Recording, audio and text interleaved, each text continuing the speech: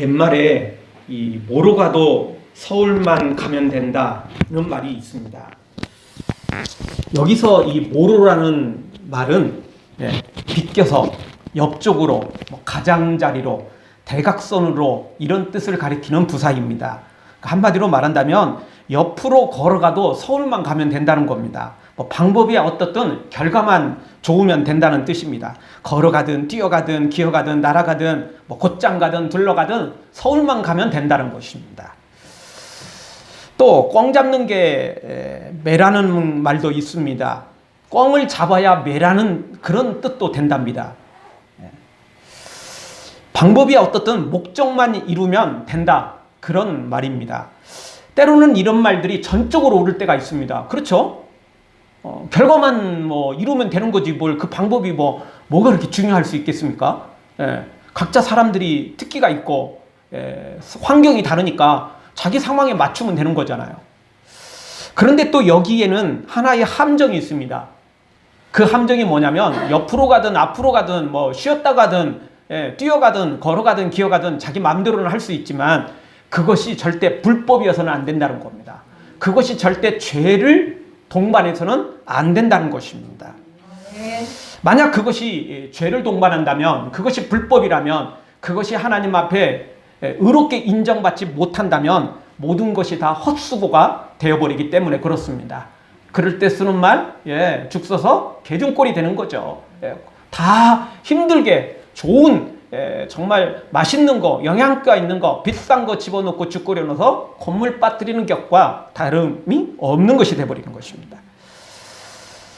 따라서 오늘 우리는 결과 중요하지만 방법도 당연히 중요한데 어떻게 보면 결과보다 더 중요한 게 방법이라고 말할 수 있습니다. 왜냐하면 결과는 아주 좋은 결과를 이루지 못했어도, 우리가 보통 흔히 말하는 1등을 하지 못했어도 방법만 좋으면, 하나님께서 인정하시면 언제든지 하나님께 큰 칭찬과 이 상급을 받을 수 있기 때문에 그렇습니다. 쉽게 설명하면 우리가 많은 고난을 당하고 심지어 순교까지 당했을 때 세상으로 보면 이게 1등이 아니라 꼴등이죠. 이건 완전 저주잖아요. 인생 망친 거잖아요. 결과는 아니라는 거죠. 그렇지만 하나님 앞에 섰을 때 그 어떤 1등을 한 사람보다 더 큰 상급을 받는 사람들이 바로 순교자들이라는 거죠. 핍박을 받는 사람들이라는 것입니다. 그래서 우리는 우리 사람의 기준도 중요하지만 우리 사람의 기준보다 100배, 1000배 중요한 것은 하나님의 기준입니다. 하나님의 방법에 맞춰야만 되는 것입니다. 그렇지 않으면 우리의 모든 수고가 헛것이 되기 때문에 그렇습니다. 자, 오늘 성경은 바로 그런 부분에 대해서 다시 한번 우리에게 가르쳐주고 있습니다.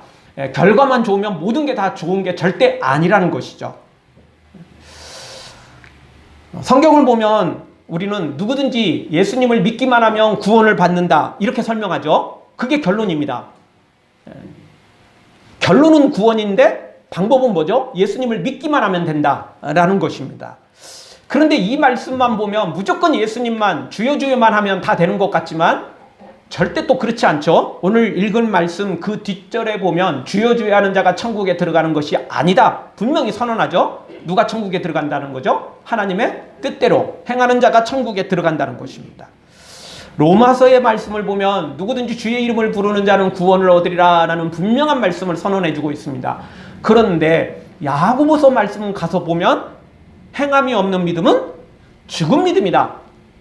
심지어 귀신들도 하나님은 한 분이라고 떠들어댄다. 한마디로 믿기는 믿는다는 겁니다. 근데 믿긴 믿는데 진짜 마음으로 믿고 삶으로 믿고 자기 인생으로 믿는 건 아닙니다. 그냥 지식적으로 믿는다는 겁니다. 그래서 그런 믿음은 행함이 없는 믿음이고 행함이 없는 믿음은 죽은 믿음이다. 즉 가짜 믿음이다. 그런 믿음 갖고는 천국에 갈 수 없다. 이게 이제 성경입니다. 그래서 이제 초신자들이나 또 성경을 또 아직 잘 모르는 분들은 성경을 읽다가 로마서에서는 누구든지 주의 이름을 부르기만 하면 구원받는다고 그랬는데 왜 야고보서 가서 말씀 봤더니 이런 믿음은 죽은 믿음이래, 구원받지 못한대, 왜 그래? 그래서 성경이 너무 일관성이 없는 것 같지 않냐? 이런 질문을 던지는 것입니다. 이게 꼭 나쁜 의미로가 아니라 성경을 이해하고 싶은데, 성경을 좀 잘 알고 싶은데, 그래서 정말 구원받고 싶은데, 그래서 정말 예수님의 뜻대로 행하고 싶은데, 이게 앞뒤가 잘 안 맞는 것 같으니까 질문을 던지는 거죠. 우리도 성경을 읽다가 여기하고 여기하고 어떻게 좀 서로 틀리는 것 같아, 서로 상반되는 것 같아, 뭐 이런 것들이 있잖아요. 그래서 종종 질문을 던지기도 하고 또는 서로 토론을 하기도 하지 않습니까?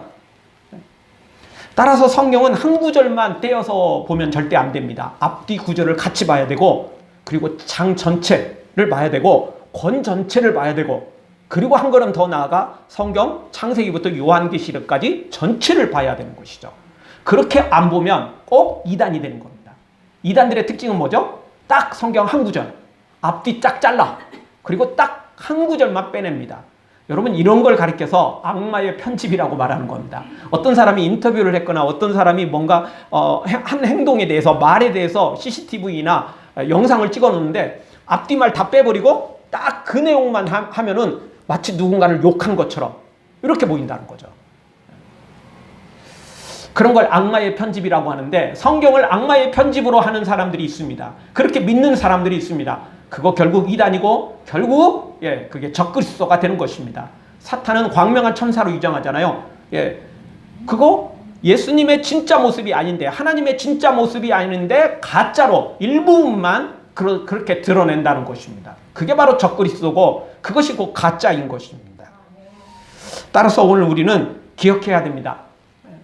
우리가 성경 전체를 잘 보고 우리가 하나님의 뜻대로 행할 때 온전한 구원에 이르는 것이지, 성경 한두 구절 붙잡고 막 그거 가지고 실험한다고 천국에 이르게 되는 것이 아니라는 것입니다. 사랑하는 성도 여러분, 성경을 오해하지 말고 하나님의 뜻대로 제대로 이해하고 제대로 깨달아서 제대로 믿고 섬겨 온전한 구원에 이르기를 주의 이름으로 축원합니다.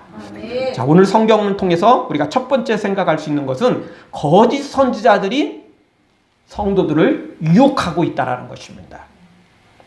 세상과 교회에 거짓 선지자들이 있다는 사실을 알아야 됩니다. 아니, 생각보다 많다는 것입니다. 여러분, 명품에는 짝퉁이 있죠. 명품일수록 짝퉁이 더 많습니다. 별 볼 일 없는 거는 짝퉁이 있을 수 없어요. 왜? 굳이 그걸 짝퉁으로 만들어봤자 팔리지도 않는 거 누가 짝퉁으로 만들겠습니까? 짝퉁이 될 수 있는 자격은 명품이어야 돼요. 비싸야 돼요. 고급스러워야 돼요. 하나를 팔아도 제대로 받을 수 있을 만큼 뭔가 값어치가 있어야 되는 거겠죠. 그런데 왜 교회엔 이렇게 가짜가 많고 이단들이 많고 천국엔 왜 이렇게 가짜 천국, 짝퉁이 이렇게 많은 것입니까? 그것은 바로 사탄이 우리가 하나님께 돌아가는 것을 원하지 않기 때문에 그렇습니다. 사탄은 우리가 복받는 걸 원하지 않기 때문에 그렇습니다. 아니, 싫어하기 때문에 그렇습니다. 우리가 천국 가는 걸 증오할 정도로 그렇게 사탄은 배아파하기 때문에, 그래서 가짜를 많이 만들어서 우리로 하여금 가짜를 믿고 그래서 천국 못 가게 만드는 것입니다. 자기와 같이 지옥 가자는 것이 사탄의 계략인 것입니다. 그래서 거짓 선지자들이 세상에도 있을 뿐만 아니라 교회 안까지 거짓 선지자들이 자리를 잡고 있다는 겁니다. 생각보다 많이 있다는 사실을 우리가 기억해야 됩니다. 그래서인지 예수님께서는 마태복음 22장 14절에서 이렇게 말씀하시죠. 청함을 받은 자는 많되 택함을 입은 자는 적다라고 말씀하셨습니다. 예수님이 실제 수많은 사람들을 청했고 초청을 했고, 그리고 또 상당수의 사람들이 교회 안까지 들어왔습니다.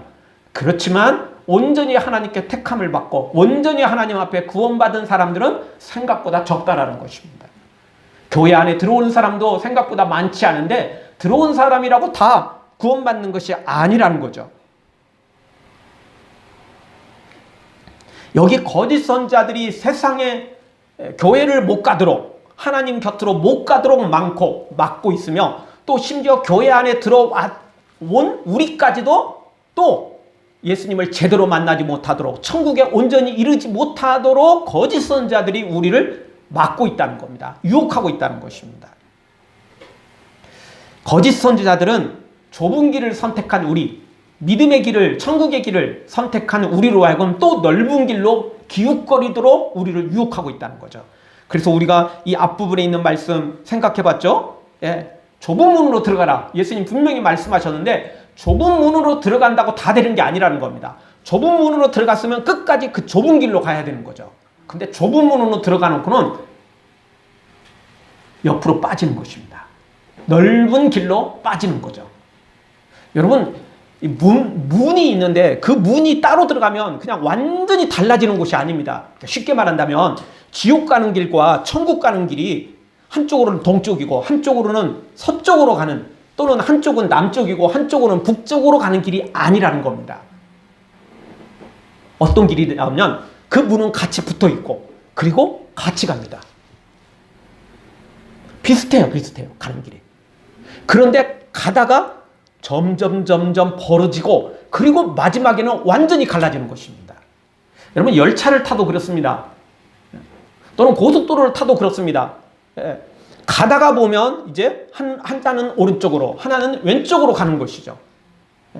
같이 가다가 갈라지는 것입니다. 처음부터 아예 이쪽은 이쪽으로 출발하고 이쪽은 이쪽으로 출발하고 그런 게 아니라는 거예요.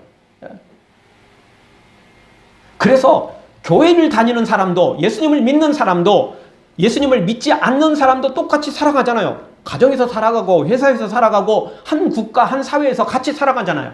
같이 밥 먹고 같이 살아가잖아요. 비슷하게 가는 것 같죠? 별 차이가 없는 것 같을 때가 많다는 겁니다. 그래서 언제든지 이게요, 이동이 가능하다는 겁니다. 좁은 길로 가다가도 순식간에 넓은 길로 가버리는 사람들이 있고, 넓은 길로 가다가도 순식간에 예수님을 만나서 전혀 변화된 삶을 좁은 길로 또 가는 사람도 있다는 것입니다. 한 번 좁은 문으로 들어갔다고 그냥 자동으로 그냥 계속 좁은 길로 가는 것은 아니라는 것입니다. 그래서 사탄이 유혹하는 거예요. 그래서 사탄이 우리로 하여금 끊임없이 우리를 방해하는 것입니다. 돈으로 유혹하고 권력으로 유혹하고 쾌락으로 유혹하고, 그래서 이 좁은 길에서 넓은 길로 옮기도록 그렇게 자꾸 우리를 유혹한다는 것입니다. 이 거짓 선지자들이 그렇게 만든다는 것입니다. 그리고 거짓 선지자들은 또 오늘 15절에 보니까 양의 옷을 입고 있습니다. 가면을 쓴다는 거죠. 그런데 실제는 뭡니까? 일이라는 것입니다. 15절, 거짓 선지자들을 삼가라. 양의 옷을 입고 너희에게 나오나 속에는 노략질하는 일이라는 겁니다. 여러분, 이스라엘은 주로 이 당시에 목축업을 많이 했습니다. 주 직업이 목축업이었습니다. 목축업 중에서도 어떤 걸 많이 하냐면 양, 소, 뭐 이런 것들을 주로 했습니다. 근데 이제 소는 이제 뭐 사실 어떤 게 공격하기가 쉽지가 않습니다. 근데 양은 이제 다르죠. 양 주위에는 항상 이리떼들이, 맹수들이 눈독을 들이고 있습니다. 왜냐하면 양은 굉장히 약한 존재입니다. 양은 웬만한 그 맹수들은 뭐 맹수라고 할 것도 없고 웬만한 것들은 양을 공격해 할 수 있습니다. 육식을 할 수 있는 그런 동물이라면 양은 한마디로 식은 죽 먹기보다 쉬운 것들입니다. 목자의 눈만 피하면, 목자의 눈만 피하면 언제든지 양은 자기 주머니 것이 될 수 있을 정도입니다. 그래서 양떼들이 있는 주변에는 이리떼들이 항상 눈독을 들이고 있었습니다. 따라다니면서 어떻게든 목자만 피하면 되거든요. 목자 눈만 피하면 자기 것이 되거든요. 그래서 이리떼들이 그렇게 많았습니다. 근데 여기 예수님은 뭐라고 표현하냐니까 그 이리떼들이 주변만 이렇게 어슬렁어슬렁 거리다가 제대로 양을 잡을 수가 없다는 거예요. 왜? 목자 때문에. 목자가 워낙 성실한 거예요. 목자가 워낙 잘 지키는 거예요. 목자가 한눈 팔고, 목자가 딴짓하고, 목자가 어느 곳에 가서 한숨 자고, 이래야 양떼들을 공격해서 자기 밥으로 만드는데 목자가 잠도 안 자는 거예요. 목자가 한눈을 안 파는 거예요. 목자가 딴짓을 안 하는 거예요. 그러다 보니까 도저히 양떼를 공격할 수가 없는 거예요. 그러니까 이리떼들이 어떻게 했다고요? 양의 탈을 쓴 거예요. 그래서 양무리 속에 살짝 숨어 들어오는 거죠.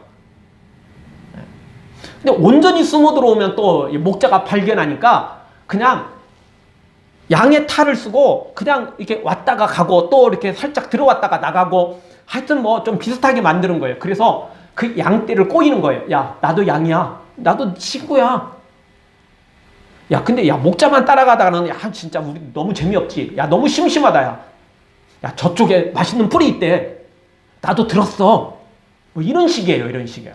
그래서 어떻게든 양의 무리에서 교회에서 좁은 길에서 다른 길로 유혹해 가는 게 그게 이리떼들의 특징이라는 거야. 예, 자기 본 모습으로 드러나면 야, 너 사탄의 자식이지. 너 거짓 선지자지. 다 알게 되니까 양의 탈을 쓰는 거예요. 그래서 친구인 척. 나도 하나님의 사람인 척. 이렇게 만든다는 거죠. 그래서 유혹을 한다는 것입니다. 이것은 아주 평범한 일이고 늘상 있는 일이라는 것입니다.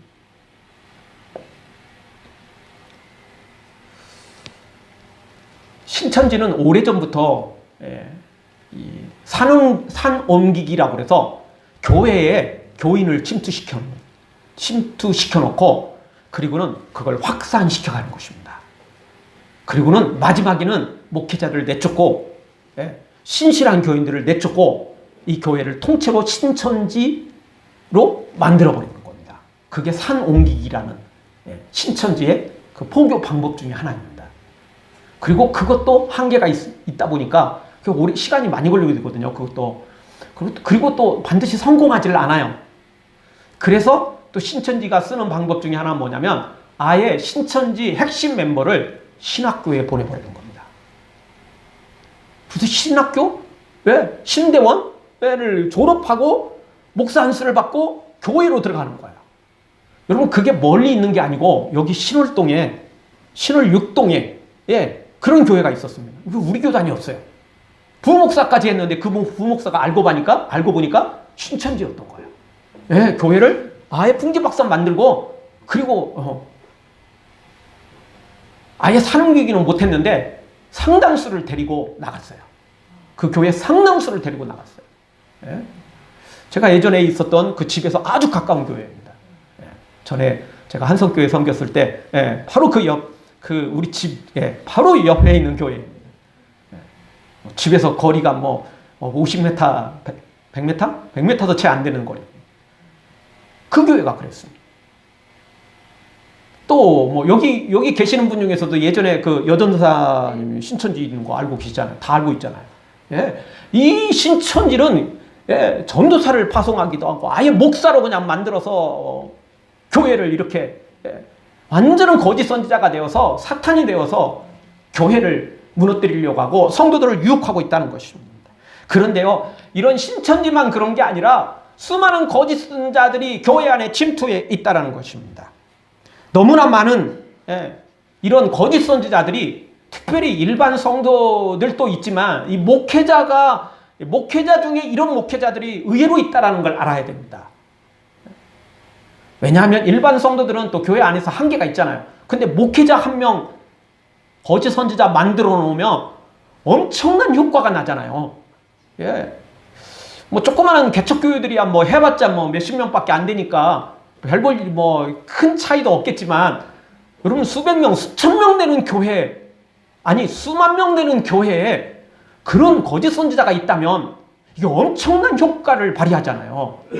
그러니 절대 사탄이 그걸 내버려 두지 않는다는 것입니다. 우리 총회를 보더라도요. 진짜 얼마나 웃기는지 모릅니다. 부끄러워서 말도 못해요. 예전에 그 IT 지진이 생겼고 그래서 많은 교회들이 헌금을 해서 우리 교단도 그래서 교회별로 이렇게 헌금을 해서 그 IT 선교 구제를 하도록 그렇게 헌금을 모은 적이 있습니다. 아마 우리도 약간이지만 아마 그때 헌금을 해서 같이 보냈었을 거예요. 근데요, 그게 온전히 IT에 전달된 게 아니고 거기서 돈을 빼먹는 놈들이 있어요. 기가 막힌 일이에요. 아니, 부족하다 싶어서 자기의 주머니에서 더 집어넣어야 정상 아니겠어요? 그게 정상 아닙니까? 그런데 거기에서 돈을 빼먹는 놈들이 있다는 거예요. 그 사람들이 누구냐? 총회에 정치하는 놈들이라는 거예요. 그 놈들의 정체가 뭐냐? 거짓 선지자라는 거예요. 거기 회원들은 다 목사고 장로거든요. 그 사람들이 거짓 선지자라는 거예요. 예. 하여튼 총회 가보면 눈먼 놈들이 너무 많아요. 예. 너무 나쁜 놈들이 너무 많아요. 가룟 유다처럼 그렇게 돈 빼먹는 놈들이 많다는 거예요. 어딜 가든지 여러분 다 돈이에요. 다 돈. 아유, 뭐 두말할 것도 없어요. 돈을 사랑하는 것이 일만하게 뿌리게. 하나님과 돈 겸하게 섬길 수 없어요. 세상이든 교회든 어디를 가든지 결국은 다 돈하고 연결되어 있어요. 이 돈이 문제라고요. 돈. 거짓 선지자들의 핵심은 다 이 돈이에요. 결국은. 물론 이제 거기에 격가지로 권력과 쾌락, 이거는 다 자동으로 가는 거예요. 뭐 알잖아요. 돈 있으면 당연히 쾌락에 빠지고 돈 있으면 당연히 권력도 취하고 싶고 이 당연한 거잖아요. 예. 거짓 선지자들 결국 이 교회 안에 너무 많다는 거예요. 생각보다 많다는 것입니다. 교회 정말 수만 명 되는 교회 이런 목회자 알고 봤더니 뒤로는 동성애를 조장하는 것을 후원하고 있고 이런 목회자가 있어요. 유명한 목회자예요. 그 간증을 들어보고 또 설교를 들으면서 수십만 명의 교인들이 아니 수백만 명의 교인들이 모르는 사람이 없을 정도라고요.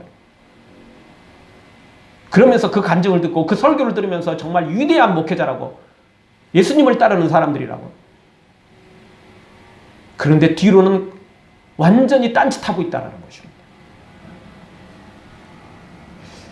지금 너무나 많은 목회자들이 타락하고 있습니다. 넓은 길로 가고 있습니다. 마치 솔로몬처럼 처음에는 1,000번제를 드리고 처음에는 성전을 짓고 처음에는 하나님의 일을 감당하는 것지만 어느 순간부터 돈에 빠지고 권력에 빠지고 여자에 빠지고 그리고는 정말 이 예루살렘에 솔로몬처럼 이방 신전을 짓고 그리고는 또 하나님을 무시하고 그 자기 마음대로 살아가는 이런 솔로몬과 같은 그런 전철을 받고 있는 목회자들이 생각보다 많다는 걸 알아야 됩니다. 그래서 우리는 거짓 선지자를 조심해야 됩니다. 여러분 무조건 그냥 누가 유명하다고 누가 설교 잘한다고 누가 무슨 권능을 행한다고 누가 신유의 은사가 있다고 누가 예언의 은사 있다고 무조건 따라가면 안 됩니다. 제가 유명하지 않다고 질투하는 게 아닙니다. 그들을 따라가지 말고 나만 따라오라는 그러는 게 아닙니다. 저를 따라오지 않더라도 신실한 목회자를 따라가야 됩니다. 정말 신실한 교회들을 그런 성도들과 함께 동행하지 않으면 우리 큰일 날 수 있다는 걸 알아야 됩니다. 사탄은 진짜 우는 사자처럼 삼킬 자를 찾고 있습니다. 한눈 팔다가는 이런 거짓 선지자의 우리의 영혼을 빼앗길 수 있습니다. 사랑하는 성도 여러분, 양으로 위장하고 광명한 천사로 위장하는 거짓 선지자의 사탄에게 속지 말고 우리 모두 두 눈을 부릅뜨고 정말 예수님만 따라가는 예수님을 절대 놓치지 말고 예수님의 손을 잡고 예수님의 진짜 옷을 붙잡고 예수님의 품에 안겨서 예수님만 따라가는 예수님만 생각하는 예수님만 섬기는 하나님의 사람들 되어지길 주의 이름으로 축원합니다. 네. 다 같이 한번 따라서 하겠습니다. 거짓 선지자를 분별하여 경계하겠습니다. 거짓 선지자를 분별하여 경계하겠습니다. 두 번째 주시는 말씀은 나쁜 나무는 나쁜 열매를 맺는다는 것입니다. 즉 나쁜 사람은 나쁜 열매를 맺게 돼 있다는 것입니다. 그럼 나쁜 나무가 좋은 열매를 맺을 수는 없죠. 좋은 나무가 나쁜 열매를 맺을 수도 없습니다. 좋은 나무가 한 해 동안 잠깐 몸살을 좀 알아가지고 열매를 좀 제대로 못 맺을 때는 있지만 그 나무는 반드시 또 좋은 열매를 맺게 되는 것입니다. 여러분 품종은 절대 바꿀 수 없어요. 그래서 품종은 정말 중요한 것입니다. 그 예전에 제가 담양에 갔더니 그 담양이 뭘로 유명하죠? 대나무. 대나무 유명하잖아요. 저 어렸을 때 그 겨울이 되면 대나무를 찾느라고 얼마나 열심을 냈는지 몰라요. 왜냐하면 대나무가 이렇게 커야 되거든요. 그거 뭐 했냐면 가운데 쫙 잘라가지고 앞부분에 약간 홈을 이렇게 낸 다음에 불로 살짝 구우면 이게 스키가 만들어지거든요. 그래서 또 그 약간의 호흡을 내면 이제 이렇게 신발이 딱 이렇게 맞도록 거기에 맞춰서 약간의 호흡을 내요. 그러면 신이 거기에 딱 안착이 돼요. 그러면 진짜 스키거든요. 우리 집 바로 뒤가 그 길이 하나 있었는데 여기는 거의 그 경사가 거의 45도 각도였어요. 그래서 좀 나이 드신 분들은 이제 우리 이제 바로 길이 있지만 뒷길이 있지만 그렇게 못 가고 조금 이렇게 돌아가야 돼요. 예, 왜냐하면 경사가 워낙 그 경사가 45도 각도예요, 진짜. 우리 바로 집 바로 뒤에 옆에 있는 길이 그랬어요. 저는 틈만 나면 언제든지 시간만 나면 겨울에는 그 대나무 붙잡고 대나무 스키 들고 올라가지고 거기서 타고 내려왔어요.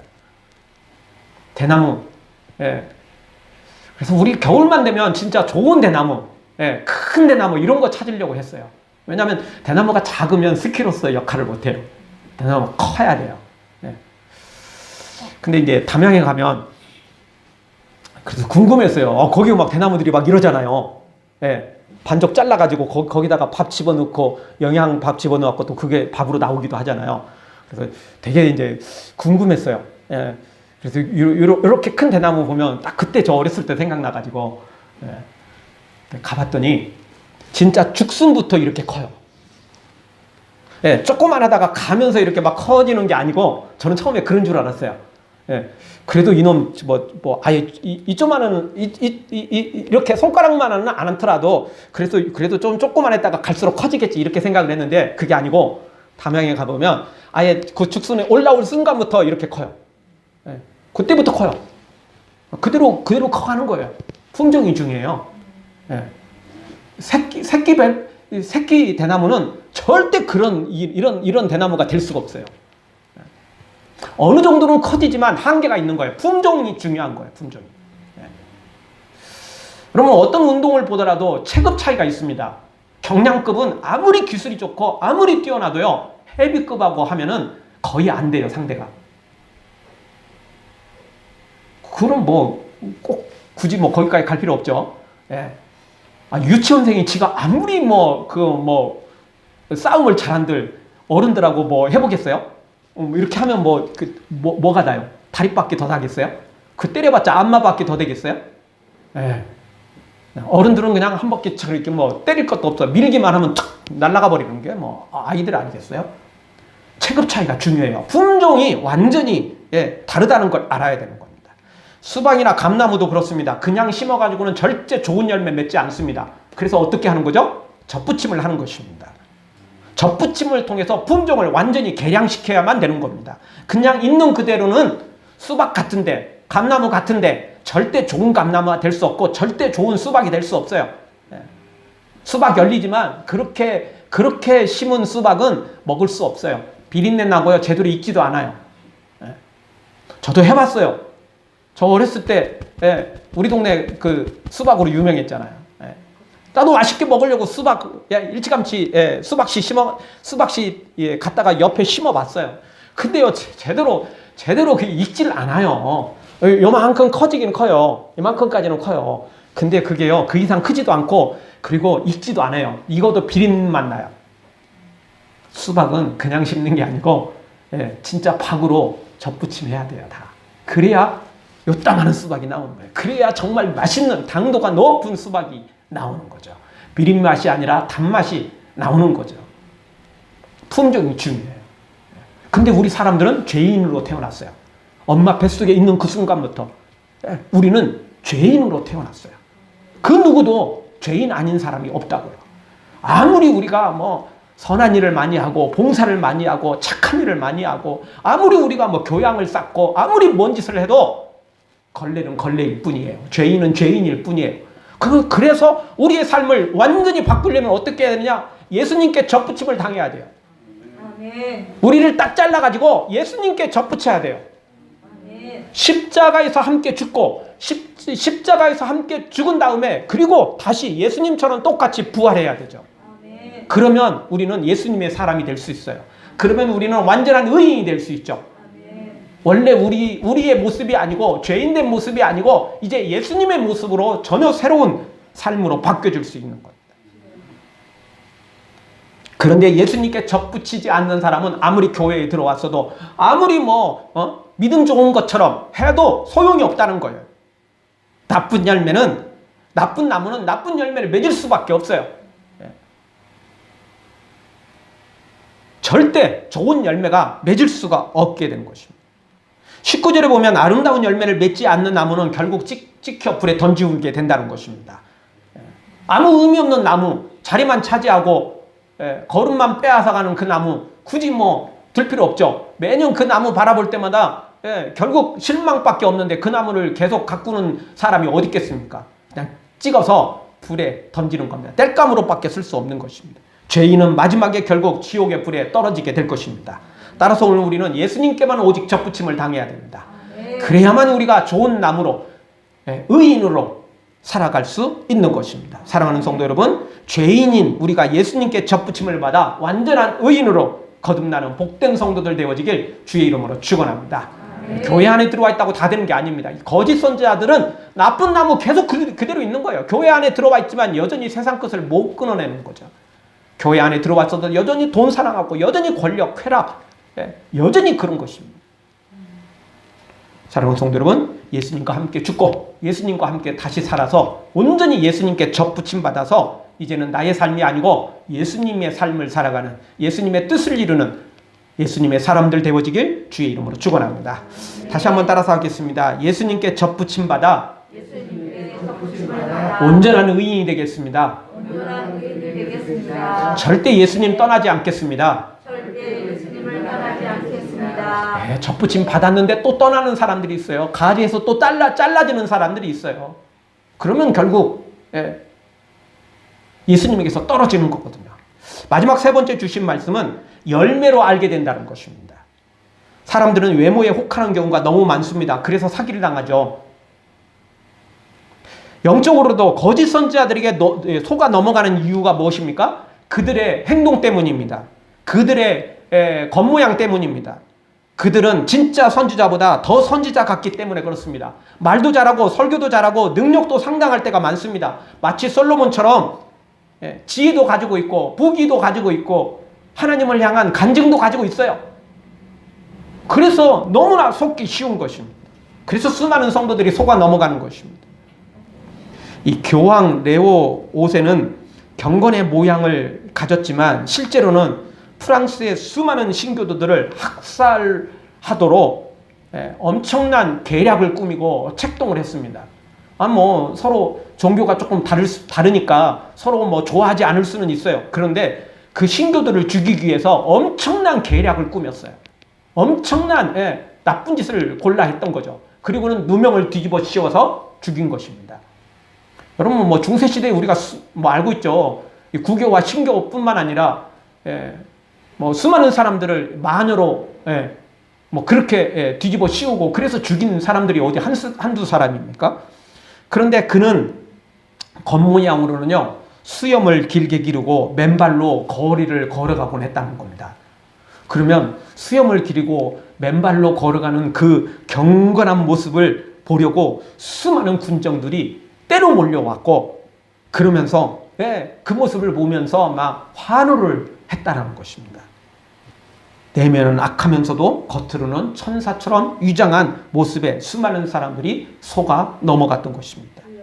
그런데 오늘날 교회 안에도 세상에도 이 거짓 선지자들이 의외로 많다라는 것입니다. 우리가 그 거짓 선지자들을 알 수 있는 유일한 방법은 열매를 보는 것입니다. 열매를 보면 합니다. 열매를 보면 반드시 나쁜 열매인지 좋은 열매인지 알게 되는 것입니다. 그런데 여기서 또 하나 놓치지 말아야 될 거, 사람들이 열매를 본다면서 열매를 안 보고 착각을 하는 경우가 있어요. 그러니까 쉽게 말한다면 싹을 보고 줄기를 보고 또는 꽃을 보고 열매로 착각하는 경우가 있다는 거예요. 다시 구체적으로 설명한다면 우리 한국교회는 고린도 교회처럼 은사를 좋아하는데 성령의 은사를 열매로 착각하는 사람들이 있다는 거예요. 지혜의 말씀, 지식의 말씀, 믿음의 은사, 병 고치는 은사, 능력 행함, 방언과 예언과 통역, 이런 것들은 열매가 아니고요 성령의 은사예요. 은사. 절대 열매 아닙니다. 지혜의 말씀, 지식의 말씀, 믿음, 능력 행함, 병 고침, 예언, 이 기타 등등의 은사를 가지고 하나님을 잘 섬겨서 열매를 맺어야 돼요. 근데 마치 이것이 열매인 것처럼 착각에 빠진다는 거예요. 예언의 은사가 열매고 방언이 열매고 병고침이 열매인 줄 알고 착각에 빠져요. 그게 고린도 교회의 모습이에요. 근데 또 그게 한국 교회의 모습이네요. 절대 그건 열매가 아니에요. 은사예요, 은사. 그 은사 가지고 열매를 맺으라는 거예요. 그 은사가 없으면 열매 맺는데 더 어려우니까 힘드니까 그런 은사들을 주신 거예요. 그런데 사람들이 착각에 빠지는 거예요. 은사가 너무 좋으니까 야 이게 열매인 것 같아. 착각에 빠져요. 본인도. 다른 사람도 그거를 너무 좋아하면서 그게 열매인 줄 아는 거예요. 그래서 고린도 교회가 그 은사를 가지고 열매인 줄 착각하다가 그렇게 문제가 많은 교회가 되는 거예요. 그래서 성경은 뭐라고 우리에게 말씀하시죠? 예, 그 뒤에 성령의 은사 다음에 성령의 열매를 이야기를 했어요. 그리고 진짜 은사 중에서도 가장 좋은 은사는 어떤 은사예요? 사랑의 은사잖아요. 은사 중에서도 가장 좋은 은사는 사랑의 은사예요. 예, 분명히 말씀하셨잖아요. 내가 가장 좋은 은사를 소개하리라. 그러면서 고린도전서 13장 사랑에 대해서. 그러니까 사랑은 은사이면서 동시에 열매예요. 사랑과 희락과 화평과 오래 참음과 자비와 양성과 충성과 온유와 절제 이런 것들이 다 성령의 열매들이잖아요. 은사는 은사일 뿐이에요. 그걸 가지고 열매를 맺어야 되죠. 줄기가 아름답다고 꽃이 막 아름답다고 줄기가 잎이 무성하다고 열매 맺는 거 아니잖아요. 예수님께서 마지막 일주일 동안 사역하시면서 어느 날 배가 고파서 무화과 나무를 찾았는데 그 무화과 나무의 잎이 너무나 무성했어요. 정말 너무너무 보기 좋았어요. 근데 열매는 단 한 개도 없었던 거 아니에요. 잎이 무성하다고 열매 맺는 거 아니라는 거죠. 가능성은 높지만 반드시 그런 건 아니에요. 은사들이 많다고 신유의 은사를 갖고 예언의 은사를 갖고 뭐 우리나라 뭐 좋아하는 은사들 다 그거잖아요. 방언, 예언, 병고침 뭐 이런 은사들 되게 좋아하잖아요. 그런 은사일 뿐이에요. 열매 아니라니까요. 열매는 뭐라고요? 사랑과 희락과 화평과 오래 자비 양성과 충성 돕는 거예요. 섬기는 거예요. 그것을 통해서 예수 그리스도를 만나도록 만드는 거죠. 하나님의 나라를 확장시키는 거죠. 이게 열매예요. 그런데 은사를 가지고 열매로 착각하고 그 은사만 바라보고 가는 교회, 그게 우리 한국 교회의 모습이 너무 많다는 거예요. 그게 고린도 교회였고 결국에는 그렇게 문제가 생기는 것입니다. 우리나라 정치도 그렇습니다. 대외적으로 말 잘하고 토론 잘하고 쇼를 잘하는 사람들이 국회의원 되고 대통령이 되니까 이 나라가 이 모양 이 꼴이 된 거예요. 말 잘하고 토론 잘하고 쇼 잘하는 사람을 뽑지 마시고요. 정말 진실한 사람들을 뽑아야 돼요. 비전 있고 꿈을 가지고 나라와 민족을 생각하는 사람을 뽑아야 돼요. 토론 좀 못해도 괜찮고요. 말 좀 못해도 괜찮아요. 웅변 잘 못하고 연설 잘 못해도 괜찮아요. 진짜 진실한 사람들을 뽑아야 되는 거 아니겠어요? 근데 역시 교회도 똑같아요. 교회도요. 유명한 목회자들, 유명한 대형 교회들 다 설교 잘해요. 말 잘하는 사람들이에요. 말 잘하는 목회자들이라고요. 설교 잘하는 거예요. 울리고 웃기고 이런 목회자를 따라가는 거예요. 그리고 아까 말씀드렸던 것처럼 또 은사 있으면 또 그게 또 열매인 양 또 따라가는 거죠. 뒤로는 엉뚱한 짓 하고 있는 것도 모르고. 우리는 꽃이나 줄기나 싹이나 잎에 속으면 안 돼요. 우리가 볼 것은 항상 열매예요, 열매. 예. 열매는요, 자세히 보면 나와요. 드러나요. 결국엔 드러나게 돼 있어요. 예. 은사에 속지 않으면, 은사에 혹하지 않으면요, 보이게 돼 있어요.